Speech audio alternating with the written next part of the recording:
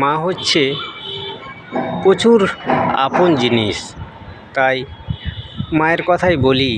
কিন্তু মায়েদেরকে কিছু বলবো আজকে এটাই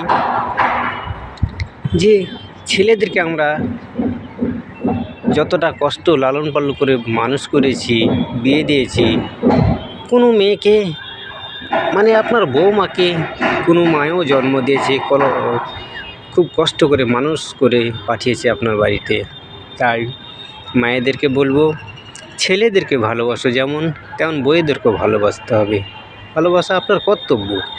কেন আপনার বৌমা যদি সুন্দর মডার্ন থাকে, কিংবা সুন্দর ড্রেস পোশাক থাকে, কিংবা সুন্দর তার চেহারা থাকে, সুন্দর তার গঠন থাকে, তখন সেটা ভোগ করবে আপনার ছেলেই।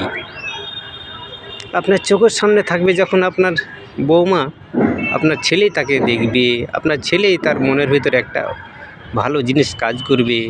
তাই কাছাকাছি তোমার ছেলের জন্যেই হচ্ছে তোমার বউকে সুখে রাখা।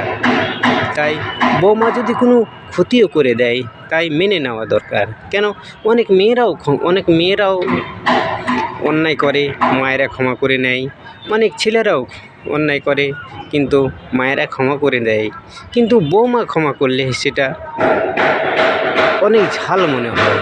তাই মায়েদেরকে বলবো এটাও একটা শয়তানি চক্র হতে পারে। আপনার বৌমা না খারাপ করলেও সেটা আপনার নজরে খারাপ লাগে, এটাই স্বাভাবিক, শয়তান যদি লেগে থাকে।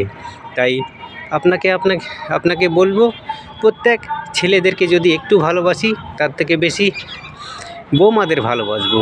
কেন বৌমার সব কিছুই হচ্ছে ছেলেদের জন্যে। তাই ছেলেদের বউয়েরা যদি এলোমেলে থাকে, তাহলে আপনার ছেলে কি ভালো থাকবে? ভালো লাগবে? ভালো লাগবে না।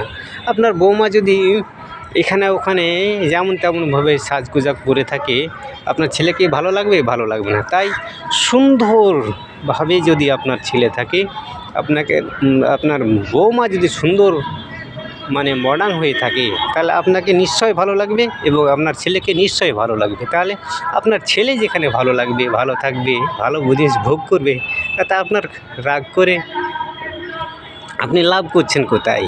তাই আপনার মেয়েকে যেমন ভালোবাসতে শেখেন, সুন্দর ড্রেস পরাতে শেখেন, আপনার বৌমাকেও সুন্দর সহযোগিতা করুন আপনার ছেলের জন্যে সর্বসময় তৈরি থাকতে এবং শিক্ষা অর্জন করতে।